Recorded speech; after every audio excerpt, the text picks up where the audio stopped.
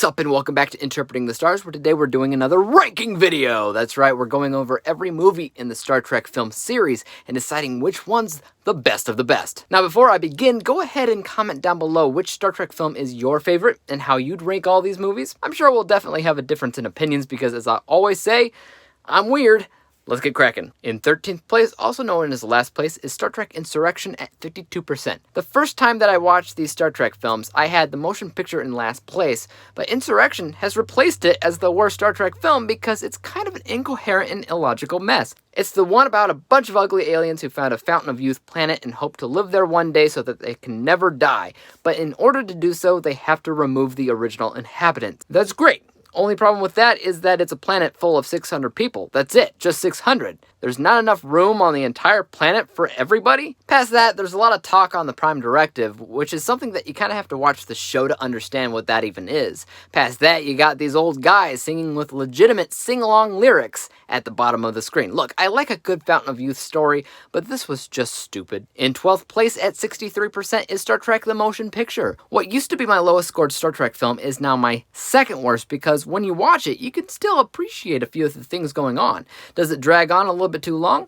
Yeah. Is it trying to be overly artsy-fartsy and failing miserably? Definitely. But it's not confusing plot-wise, it's just boring. In 11th place at 65% is Star Trek Nemesis. The final film from the classic Star Trek movie franchise is the third worst because it just felt like they completely forgot who they were at this point. And certain plot points felt forced and it felt like grasping at straws, like the clone of Picard played by Tom Hardy. Cool in premise, but not the greatest in execution. I actually think it's one of the most boring films in the entire movie series, even though it is action-packed. In 10th place at 77% is Star Trek III: The Search for Spock. I know a lot of people would have this higher on the list. It's certainly one of the more classic Star Trek films, but it followed Wrath of Khan, and for the most part, it was fine but forgettable. Think about the score, 77%. That's a decent score. But it's also one of the only Star Trek movies that required the viewer to watch Wrath of Khan first because it felt more like part 2 than anything else. Again, nothing horrible, just nothing super memorable either. In 9th place at 79% is Star Trek V: The Final Frontier. This movie has elements that I both really like and really hate. The reason why it's not any lower is because the villain, Sybok. Sybok is somebody who Spock has a personal history with, and he's a very mysterious and alluring villain. He's like a Jim Jones character, and he's honestly one of my favorite villains in the entire movie series. Past that, my favorite quote from Captain Kirk is in this movie. He's talking about how pain is what makes us who we are. I want my pain. I need my pain. It's a very powerful quote. However, the film also opens up with and ends with Captain Kirk, Spock, and Bones singing "Row, row, row your boat," and has random lines throughout because the script is just kind of all over the place. So at the end of the day, it's not the best Star Trek film, even though it has silver linings that I do really like.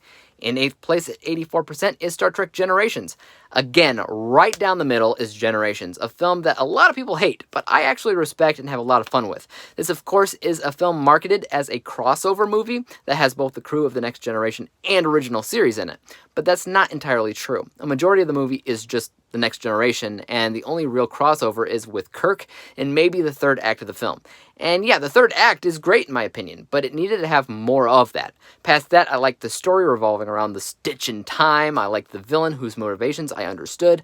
I liked quite a bit here, more so than most, but it's not a perfect film. In 7th place at 85% is Star Trek Into Darkness. The second film in the Kelvin timeline trilogy and soft remake of Wrath of Khan is found pretty much smack dab in the middle of this list because it is good. Remember, the score is 85%, which is pretty high in general. The reason why it's not any higher is because I actually remember liking it more. There are certain things that I prefer about watching this Khan over the original, but Benedict Cumberbatch's Khan is slightly less memorable and unique than the classic film for a few more reasons. Overall, good film, exciting, but not all it could be. In 6th place at 87% is Star Trek VI: The Undiscovered Country. When I first saw this movie, I had yet to start watching The Next Generation on Netflix, so I was kind of blind to Worf and the fact that he's a Klingon and respected member of the Bridge.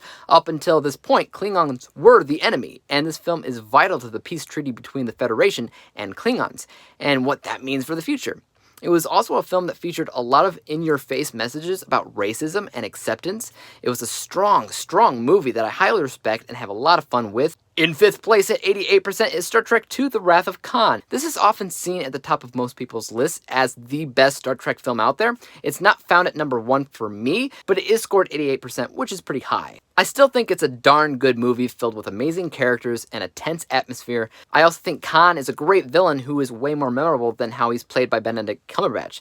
The direty of the situation here is much more evident than in Into Darkness, but it's also slightly aged, as it came out in 1982. Technicalities keep it from being any higher on my list. In 4th place, also at 88%, is Star Trek IV: The Voyage Home. So The Voyage Home was scored exactly the same as Wrath of Khan with a slight difference. I would tell you that The Wrath of Khan was technically made better, but The Voyage Home was more entertaining all around, which means at the end of the day, my bias score soared over the other movie.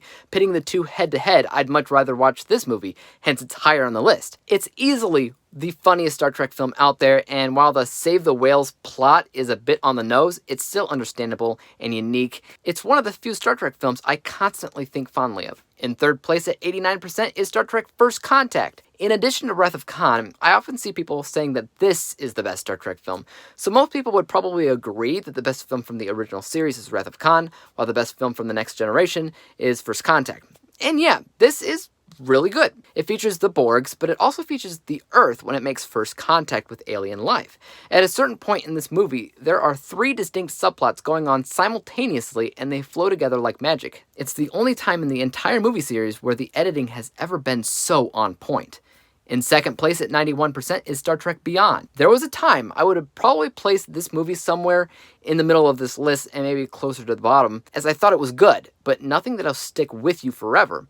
I've since changed my mind. I actually think it's one of the best Star Trek films because it blends a modern blockbuster style with the subtler style that you would often see in the TV show or older films. The villains and their entire goal felt pretty similar to what you would see on the TV show. Their costume and practical makeup work felt like the TV show. And the planet itself that the crew lands on and spends most of their time on felt like a revamped set design that you might see on the show. And because the crew is split up, the film is able to do this dynamic thing with a bunch of the characters that I loved, especially between Bones and Spock. It's definitely an overlooked movie, but I had such a blast watching it. In 1st place at 96% is Star Trek. This is the only movie in the entire list to get an A+, and it's where most of you will be disagreeing wholeheartedly with me on. And I get it, but you need to separate yourself from your expectations of what the show is and was in order to appreciate the originality of what they were doing in this film.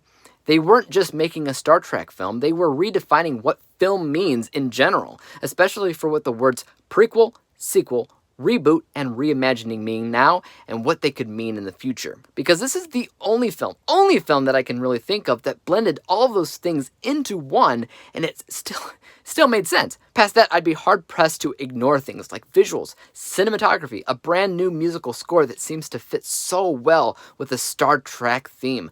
Everything.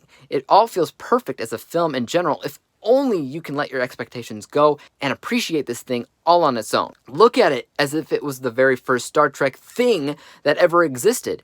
You'll thank me later. And that's it. Let me know how you rank all these movies in the comments down below. As for YouTube, you guys know what to do. Hit the thumbs up button if you enjoyed this ranking video, because I always come out with a new content each and every single day. Hit the subscribe button and bell to be notified when I come out with my next ranking video. And until then, peace out. Dave examines movies we just watch for fun. Davey is the expert. He is the #1 critic that I go to when I need a movie pick. Thanks for joining up with us. We